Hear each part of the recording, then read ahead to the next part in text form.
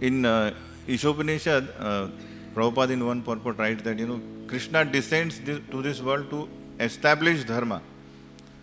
But in general people's understanding what is dharma, they want dharma in their life just because it is a means to have an economic development. Artha Prapti will not happen if we are not shown ourselves as a dharmic person. And then eventually we won't be able to satisfy our desires for maintenance and sense gratification. So Prabhupada writes that Krishna has not descended for such kind of dharma, to establish this kind of dharma. He says, Sarva dharman parityaja mam ekam sharanam vraja. So he has come to teach us surrender. So the basic principle of dharma is to develop the attitude of surrender to Krishna. Prabhupada writes that. So this is what we should focus mainly on.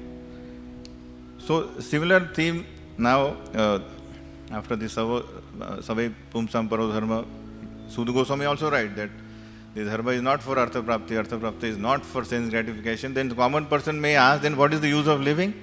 Why human beings should live? Then if sense gratification is not the goal, he says, Jivasya Tattva Jigyasa. One should inquire about the absolute truth. And for that, Shrotavya Kirtitavyasya Pujasya Dheya Pujasya Nityada.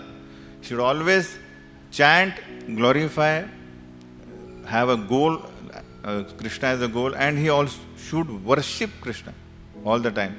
That will lead to his remembrance of Krishna all the time.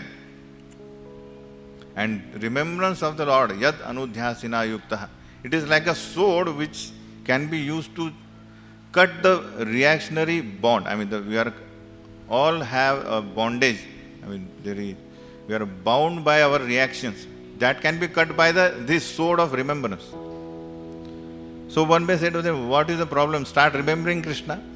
So it is not so easy, because unless we hear sufficiently and from the proper source, we cannot even remember Krishna.